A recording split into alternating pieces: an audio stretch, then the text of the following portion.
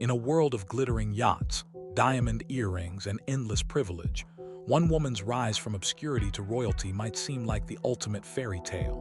But what if I told you this story isn't about romance or love? What if it's a calculated, brutal game of power? The truth behind Meghan Markle's transformation from a briefcase girl to the Duchess of Sussex is far darker than the public ever realized. This is a story of ambition, manipulation, and a price that must always be paid. Stick around, because the world you thought you knew is about to shatter. Let's dive deeper into the timing of this entire affair. The release of the photos, the exclusive gatherings in the Mediterranean, the luxurious yachts, and of course, the glittering choppered earrings. They all point to something far more calculated than a simple social event. This isn't just about an actress unexpectedly finding herself in the midst of high society. This is the story of a deliberate, meticulously orchestrated ascent into a world that operates far beyond the public gaze. These aren't just chance encounters. They are the culmination of a carefully designed and multi-layered plan, one so well thought out and executed that its origins stretch back years, long before Meghan ever crossed paths with Prince Harry. What we're seeing here isn't just an actress socializing with the rich and famous, hoping for a lucky break. No, what these photos reveal is a woman with calculated precision, expertly maneuvering through the most powerful circles in the world. And that brings us to a crucial question: who set her up? Who made the introduction that connected her to these international elites? Who recognized the potential in a seemingly ordinary briefcase girl from Deal or No Deal, and decided to make her an essential player in the global geopolitical game? The answer, as we now know, is Marcus Anderson. The relationship between Meghan Markle and Marcus Anderson transcends mere friendship. Marcus Anderson isn't just a well-connected member of Soho House. He's the gatekeeper to a world where money, power, and influence converge in a seamless dance. As the global membership director of Soho House, Marcus held the keys to a realm that many can only dream of entering. Behind the velvet ropes of exclusive clubs, invitation-only events, and lavish gatherings, Meghan's transformation into a key figure of influence took place, not by accident, but by meticulous design. Let's rewind to 2015, the year of transformation. Prior to Marcus's intervention, Meghan Markle was still a relatively unknown actress, struggling to carve out a place for herself in the cutthroat world of Hollywood. Her acting career, though promising, was far from stellar. She was still in the trenches, auditioning for roles and taking on smaller parts in TV shows and films, hoping for that big break. But despite her efforts, she was just one of many hopefuls in a town that chews up and spits out dreamers. Hollywood didn't care about her yet, and Meghan was still trying to find her way. But Marcus saw something in her that others overlooked. Perhaps it was her ambition. Perhaps it was her ability to blend in with powerful people, to remain discreet, to charm without demanding attention. Whatever the reason, Marcus recognized her potential and decided to take her under his wing. He didn't just introduce her to the world of luxury. He began to mold her, preparing her for a future that went far beyond the superficial fame of Hollywood. This wasn't about celebrity or red carpets. This was about influence, real, tangible influence that would shape her destiny. Marcus didn't just want her to become another Hollywood star. He wanted her to become a key player in a much bigger game, a game played by the most powerful and wealthy figures in the world. This was about building a network of influence that extended far beyond the entertainment industry. For Marcus, Meghan's charm and ambition were the perfect raw materials to craft the ideal candidate, a woman who could seamlessly integrate into the world of global elites, moving between the political, financial, and social circles with ease. From the moment Marcus took Meghan under his wing, her trajectory began to shift. This wasn't a matter of fame, it was a matter of power. And power, as anyone in the highest circles of society will tell you, is not something that happens by accident. Power is cultivated, nurtured, and most importantly, it is bought. Meghan's transition from an unknown actress to a socialite wasn't something that happened overnight. It was the result of years of meticulous preparation, behind-the-scenes networking, and calculated positioning. Marcus Anderson, with his vast connections and access to the global elite, had become the architect of her transformation. He wasn't just showing her the ropes of high society, he was teaching her how to climb the ladder of power, step by step. In many ways, Marcus was the invisible hand guiding Meghan's ascent. He knew that in the world of the ultra-wealthy and influential, appearances were everything. Every word, every gesture, every smile had to be carefully calibrated. Meghan had to learn how to charm the most powerful men and women in the world without appearing to want anything. She had to become a master of discretion, the kind of person who could blend into a room full of billionaires and royalty without causing a stir. And Marcus didn't just teach her the rules, he made sure she understood the stakes. This wasn't about her acting career. This was about something far more important. It was about making the right connections, being in the right places at the right time, and positioning herself as an indispensable part of the global power structure. By the time Meghan met Prince Harry, she was no longer the inexperienced actress she once was. She had already been carefully groomed, strategically placed in the right circles, and taught the art of navigating high society. When she met Harry, she wasn't just a woman looking for love. She was a woman who understood the game. And more importantly, she knew exactly how to play it. Prince Harry may have thought he was rescuing her from the harsh realities of royal life, but the truth is, Meghan was already prepared for the role.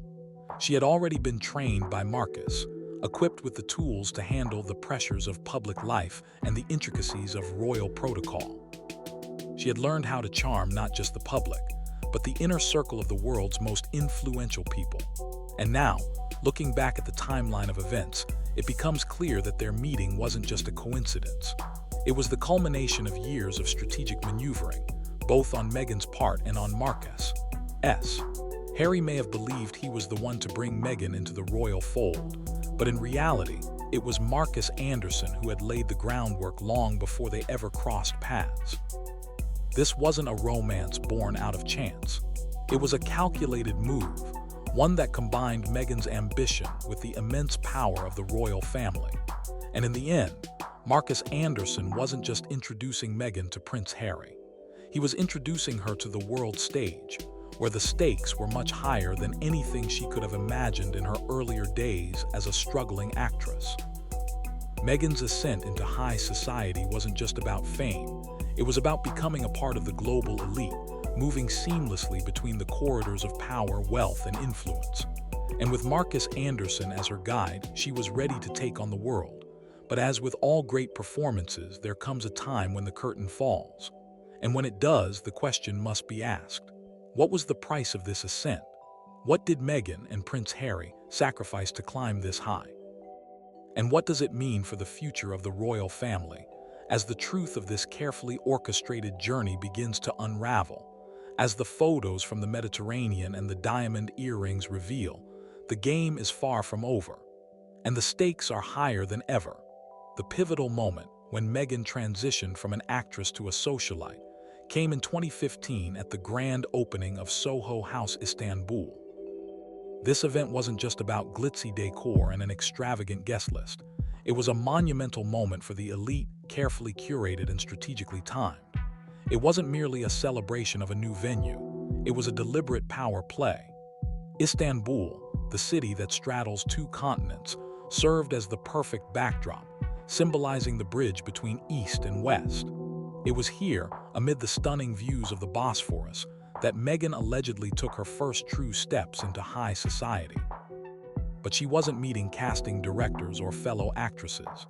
She was meeting the people who truly mattered, the Gulf state elites, the royal courtiers, the billionaires who not only shape global decisions but control them. This wasn't just an introduction to wealth and fame. It was an initiation into the secretive, high-stakes world of power. And it wasn't by accident that Meghan found herself there. This was the moment when the trajectory of her life truly shifted. It was a moment of strategic positioning, where the very people who could determine her future were within reach. But Marcus Anderson, a name that has since become synonymous with high society maneuvering, wasn't just showing Meghan the sights of Istanbul. He was showcasing her. He wasn't just a friendly consultant helping her navigate this new world. He was orchestrating a complex and deeply strategic social placement. Marcus was her scout, and she was the talent. While other women in her position might have seen these events as mere opportunities for networking or leisure, Meghan was receiving a crash course in the delicate art of high society. She wasn't a tourist. She was a student, learning the unspoken rules that govern the world of billionaires, royalty, and global financiers. In these opulent settings, whether aboard the glittering yachts of Monaco or in the exclusive salons of Istanbul, Meghan was absorbing lessons that would become crucial to her future. How to act in the presence of men whose wealth could buy entire countries. How to speak less and listen more. How to flatter without seeming too eager. How to blend seamlessly into a room full of the world's most influential players, all without ever standing out. Every word she said, every gesture, was carefully crafted to fit within a narrative of grace, sophistication, and control. This training, these subtle but essential skills, didn't just prepare Meghan for cocktail parties or private dinners with the wealthy. It was the exact same preparation that would later play a pivotal role in her relationship with Prince Harry. By the time she met him, she was no longer a rookie in the game of high society. She had already spent years learning how to operate within its most exclusive circles. She was a seasoned operative, already fluent in the language of power and prestige. She wasn't just charming Prince Harry, she was presenting herself as the perfect match, the ideal partner for a royal prince raised in the most storied family in the world. But even the most talented performers need something more, someone to facilitate the next big step, someone who can orchestrate the pivotal moments that will define their careers.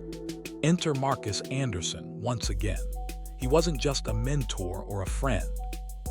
He was a mastermind behind the scenes, pulling the strings to ensure that Meghan's journey continued on the most advantageous path.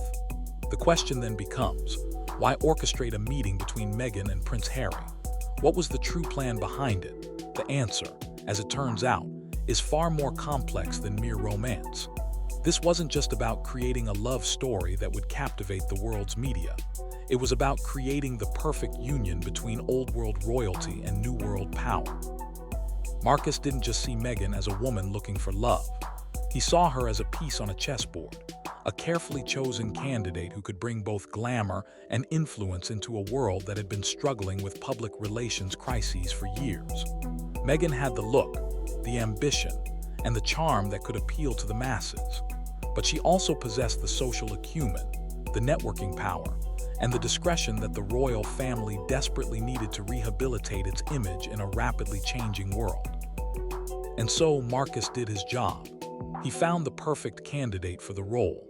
He had positioned Meghan as the ideal match for Prince Harry, someone who could balance the glamour of Hollywood with the dignity of royalty. It wasn't just about love. It was about creating a union that would bridge generations of tradition and herald a new chapter for the royal family.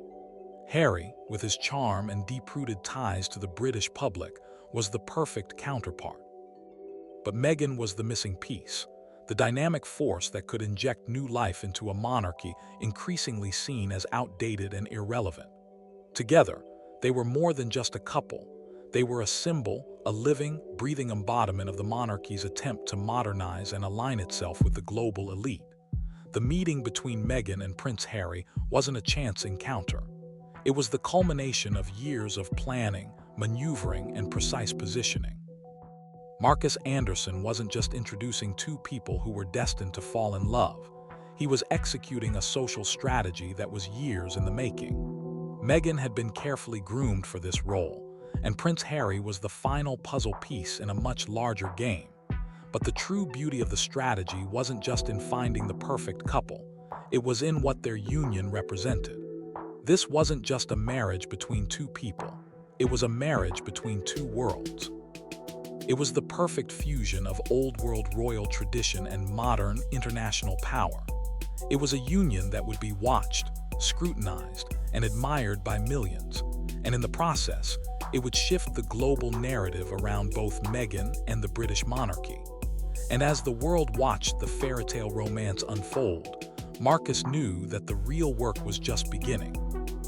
He wasn't just observing from the sidelines. He was a key player in the game, pulling the strings from behind the scenes, ensuring that every step, every move was in perfect alignment with the grand plan. The story goes even deeper. To truly understand this narrative, we must look beyond how Meghan and Harry met. The real turning point wasn't just when their paths crossed, it was when Harry entered her world. The moment he stepped into her carefully curated life, the curtains opened, revealing everything she had worked so hard to build. And that's where the gifts come in. The choppered earrings, those $500,000 blood-stained diamonds, are the key. They hold the secret, the final piece of the puzzle. These earrings were not just a wedding gift as they were publicly presented. No, they were much more than they were something far darker. They weren't a token of affection or a gesture of gratitude. They were a symbol of the power, control, and investment that had gone into Meghan's transformation from a briefcase girl to a duchess. The gift wasn't about love or sentiment. It was a message, a subtle but unmistakable reminder that in the world of the elite, nothing is ever given without an expectation of something in return. Meghan had been carefully positioned, molded, and groomed for a higher purpose. The earrings weren't just a lavish accessory. They were a tool, a sign of ownership. And just like the yachts in the Mediterranean gleaming under the sun, the diamonds also reflect the darker, more complex truths about Meghan's ties to the Saudi elite and the most powerful figures of the Gulf.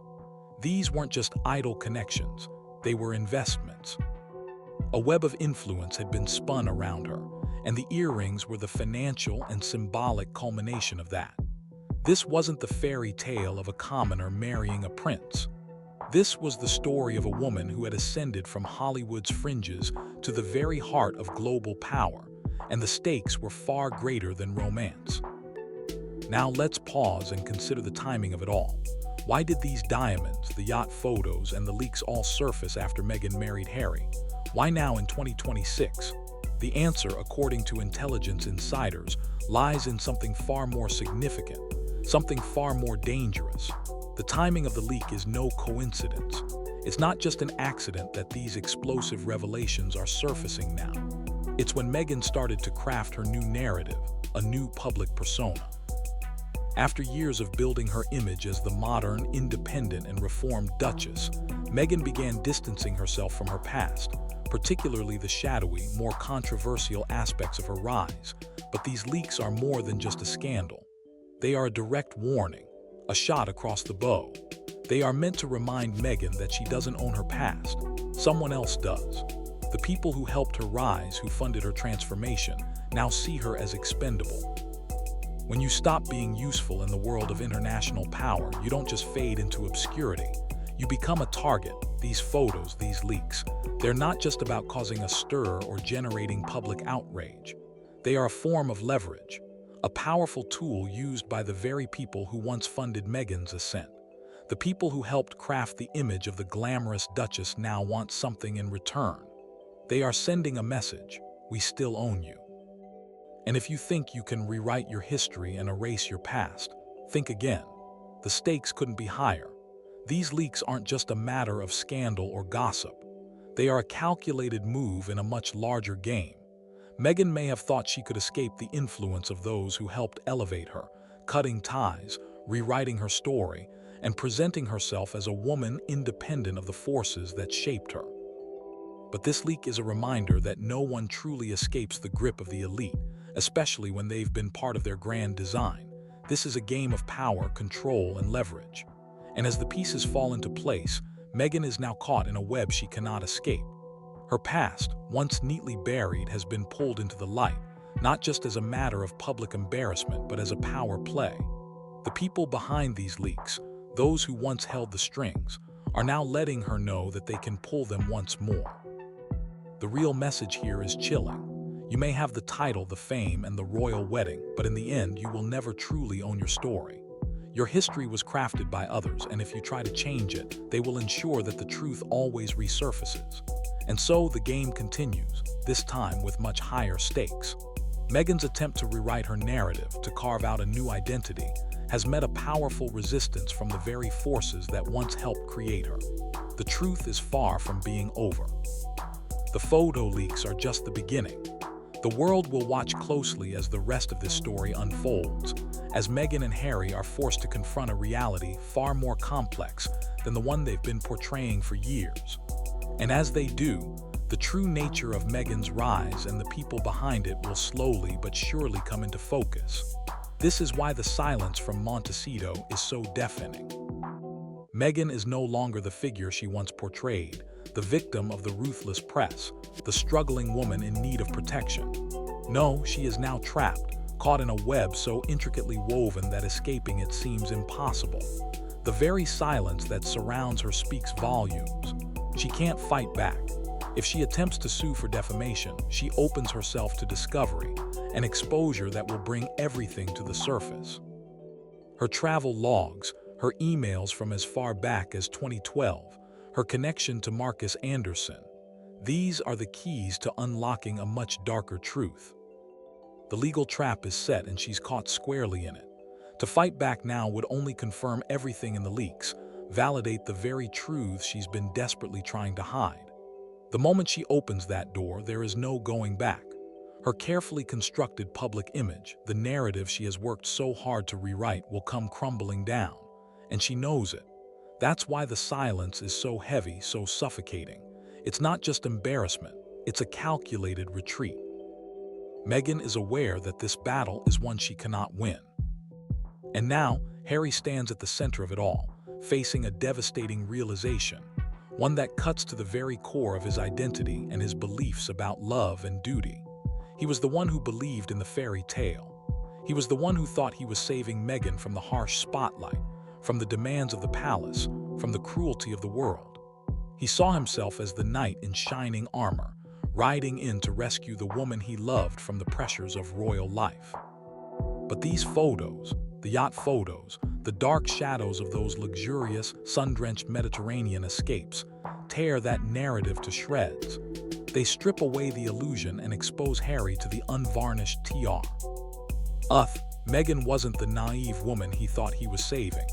She wasn't the fragile princess in need of a protector. She was a seasoned professional, someone who had already played the game of power, influence, and manipulation long before Harry entered her life. And now, Harry is forced to ask himself the hardest question of all. Was I truly the love of her life? Or was I simply the ultimate client? Was I the final piece of her carefully crafted social ascent? Did she love me? Or was I just the last rung on the ladder she was climbing, a ladder that led straight to the heart of the British monarchy?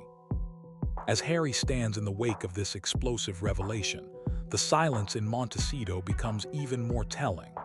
This is no longer just the quiet of a couple trying to weather a storm. It's the silence of a man whose entire reality is crumbling. It's the silence of a man who thought he was the hero, the savior in this story, only to realize that he was just another player in a much bigger game.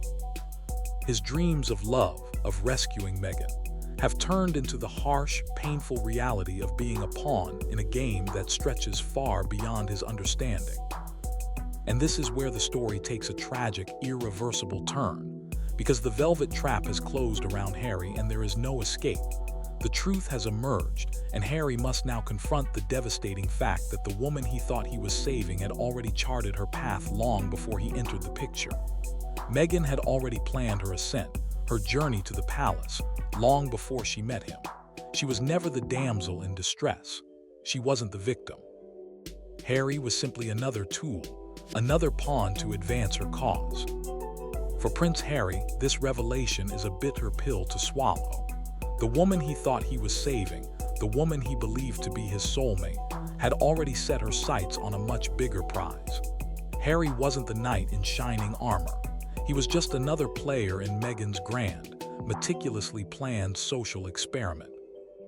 And now, as the truth sinks in, Harry must face the painful reality that he was never the hero of this story. He was merely a cog in the machine, a stepping stone in the rise of a woman who had already mapped out her future.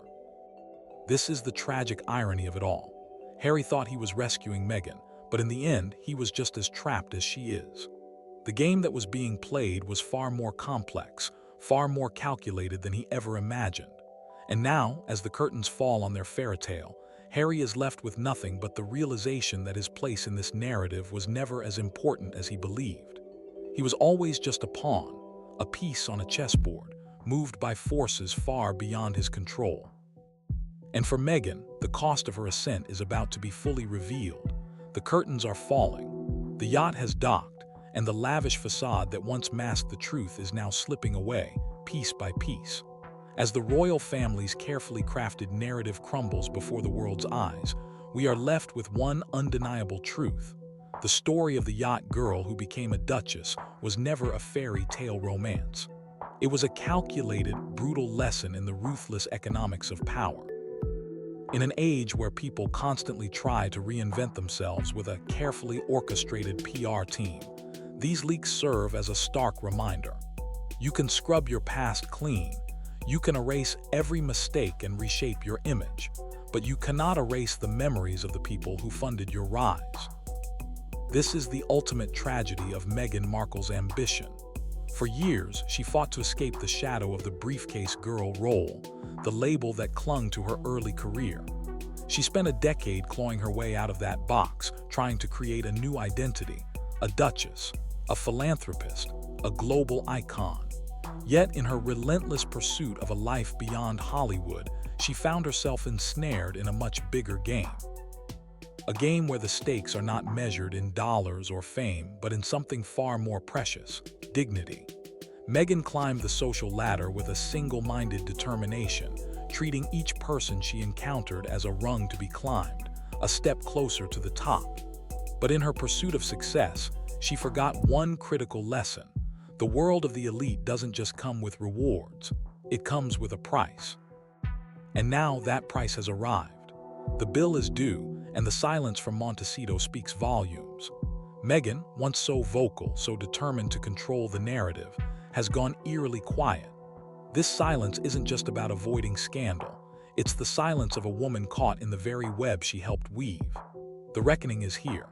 The truth she has been running from for years is no longer something she can hide behind closed doors or deflect with carefully crafted statements. The people who helped her rise are now forcing her to confront the cost of that rise. And the world is watching as she faces the consequences of her ambition. The silence is deafening because it speaks to a deeper truth: the fairy tale. The carefully constructed public persona has cracked. The carefully manicured image of Meghan Markle is beginning to disintegrate. What we're left with isn't a story of love, but a story of power, manipulation, and sacrifice.